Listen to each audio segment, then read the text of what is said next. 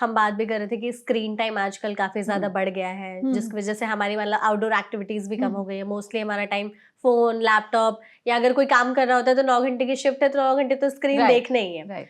तो इसका क्या असर पड़ता है हमारी आंखों का, जो स्क्रीन से निकलने वाली ब्लू लाइट होती है उसका? हुँ।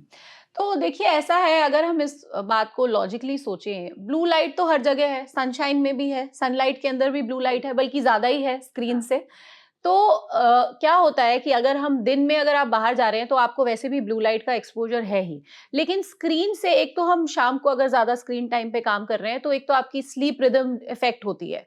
जो स्लीप उससे इफ़ेक्ट होती है क्योंकि ब्लू लाइट आपको रात को दिख रही है जब your system needs to calm down और आपको चाहिए कि आपको नींद अच्छी आए।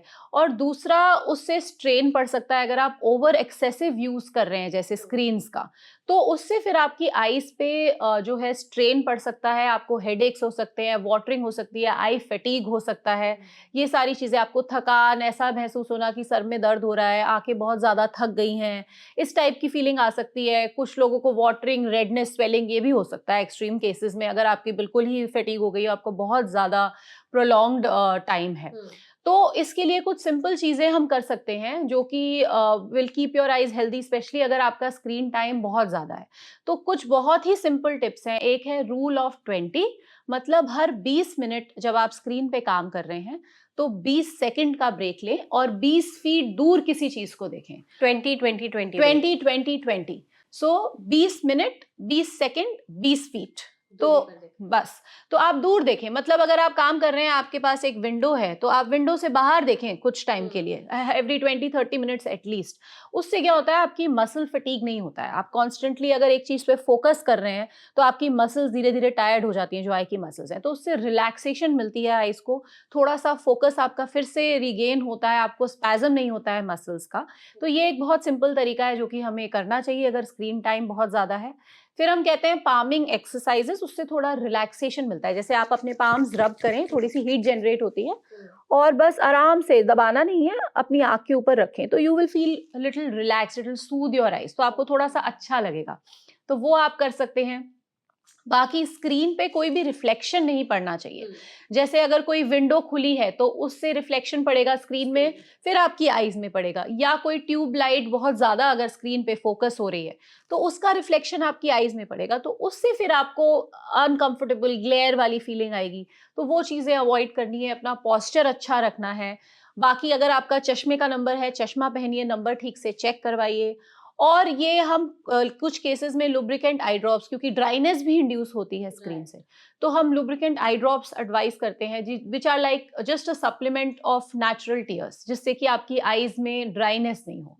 तो ये कुछ सिंपल चीजें हैं। अगर कंप्यूटर यूज आजकल सभी का ज्यादा ही रहता है, तो उस चीज को हमें ध्यान में रखना है। बिल्कुल मैम, आपने यहाँ पे आई चेकअप्स की बात की, हम्म। तो उस बारे में लोग यूजुअली मेडिकल हेल्थ चेकअप्स तो कराते ही हैं हर जी, साल। जी, लिवर का टेस्ट करा लिया, हार्ट का जी, टेस्ट करा जी, लिया, जी, किडनी टेस्ट करा लिया, जी, यूरिन टेस्ट करा लिया। जी, आंखों को लोग भूल जी, जाते हैं, तो प्लीज उन्हें बताइए कि आई चेकअप्स कितने जरूरी है, कितने टाइम पर कराना जी, चाहिए, और कोई ऐसा एज ग्रुप है या कोई स्पेसिफिक आई टेस्ट है जी। जो हमें कराते रहना चाहिए? देखिए, एक तो हम बच्चों से बात करते हैं, स्टार्ट करते हैं, जो यंग एज ग्रुप है हमारी, उसमें अगर हम देखें तो जो सबसे इम्पॉर्टेंट आई चेकअप है, the most important is pre school eye checkup. मतलब 3 से 4 साल के बीच में अगर आपका बच्चा है, तो उसकी आईज चेक कराना बहुत जरूरी है, क्योंकि ऐसा चश्मे का नंबर निकल सकता है, बच्चा तो आपको नहीं बता पाएगा कि ये उसको नहीं दिख रहा है, क्योंकि बच्चे के लिए तो वही नॉर्मल है, जैसे उसको दिखता है, उस बच्चों को नहीं पता है कि हमें जो दिख रहा है वो कम दिख रहा है, बाकी बच्चों को ज्यादा दिख रहा है। उसके लिए वो नॉर्मल विजन है।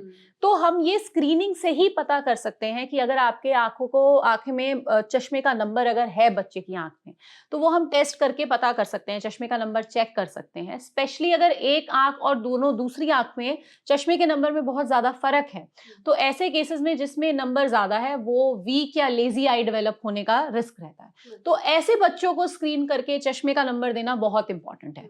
तो बच्चों के एस्पेक्ट में 3 से 4 साल के बीच का चेकअप सबसे इंपॉर्टेंट है। उसके बाद आप regular once a year checkup कराते रहें till the time they are growing, क्योंकि उस टाइम पे बीच में कभी भी चश्मे का नंबर आ सकता है या फ्लक्चुएट कर सकता है। Okay.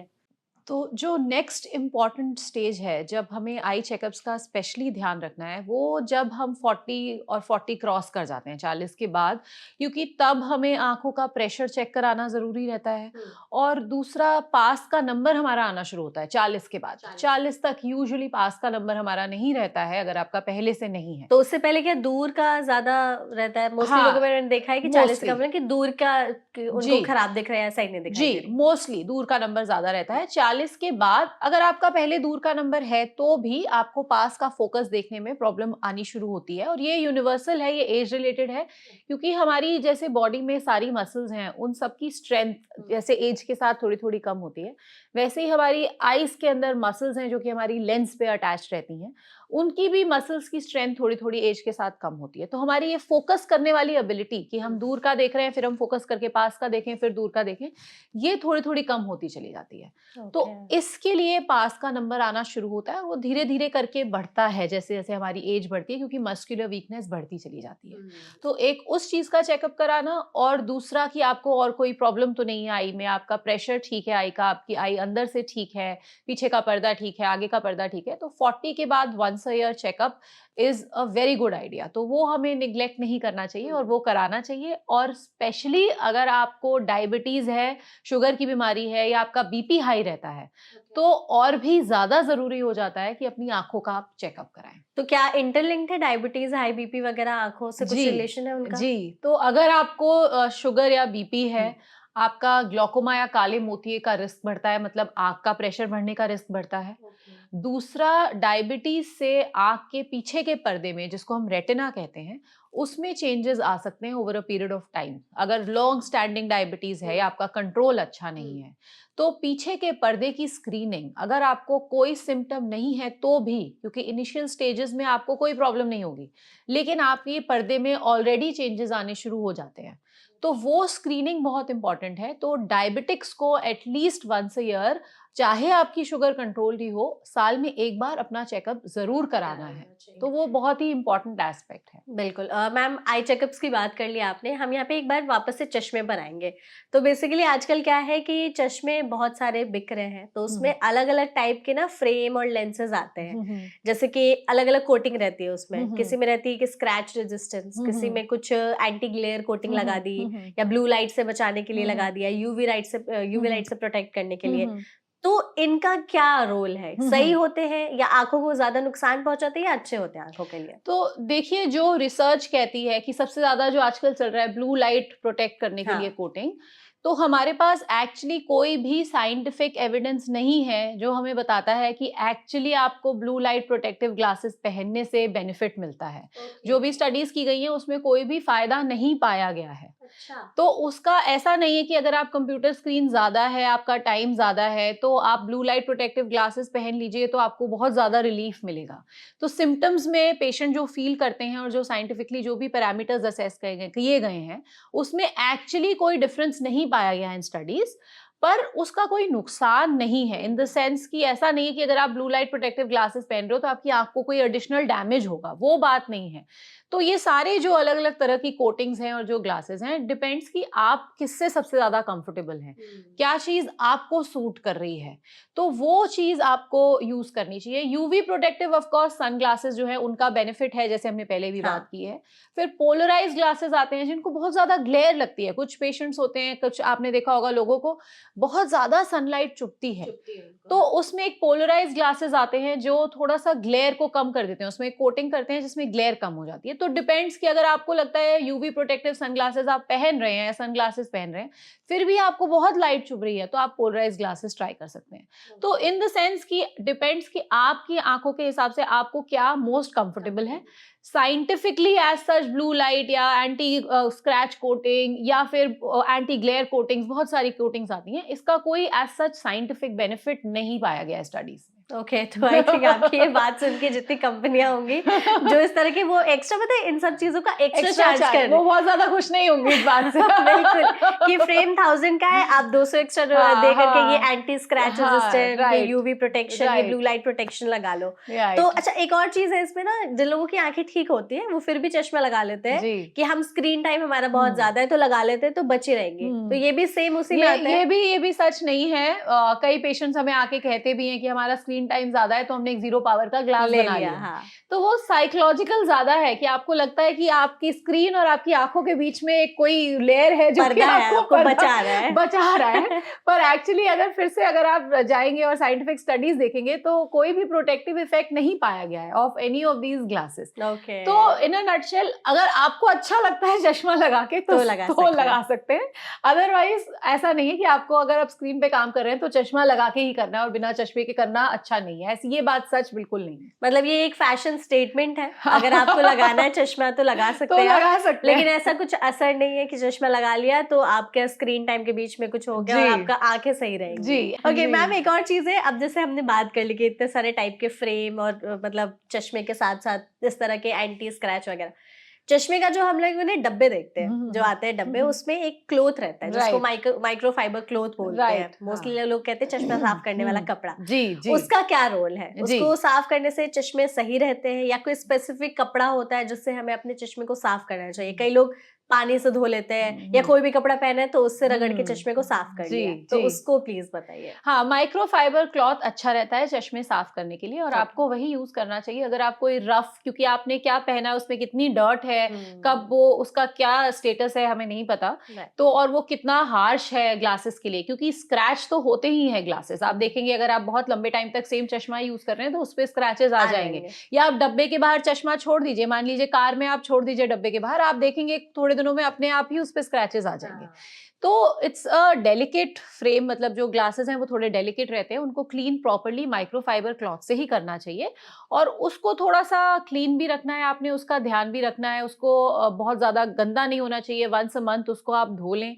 You can use a normal detergent जिसमें ब्लीच नहीं हो, सॉफ्टनर नहीं हो, उसको प्रॉपर्ली क्लीन करें और यूज करें। अगर आप ठीक से यूज करेंगे तो वो बहुत लंबे टाइम तक, सालों साल तक आपका नहीं खराब होगा। तो उसको कहते हैं 300 to 500 वॉशेस तक चल सकता है। जो माइक्रोफाइबर क्लॉथ है, अगर अच्छी क्वालिटी का है और आपको उसको ठीक से रखना है, तो it should be not dirty, वो क्लीन रहना चाहिए। और अलग कपड़ा रखना चश्मे के लिए, माइक्रोफाइबर क्लॉथ यूज करना ही सही है।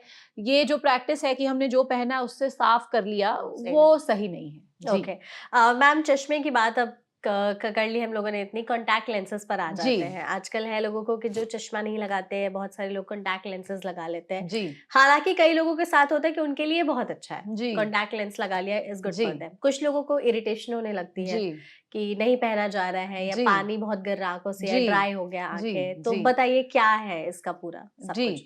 तो कॉन्टैक्ट लेंसेज का सबसे इम्पोर्टेंट है कि अगर आप कॉन्टैक्ट लेंस वेयरर हैं तो आपको हाइजीन का ध्यान रखना है। आपको उनको मेंटेन ठीक से करना है, क्योंकि आप अपनी आंख में कोई चीज लगा रहे हैं।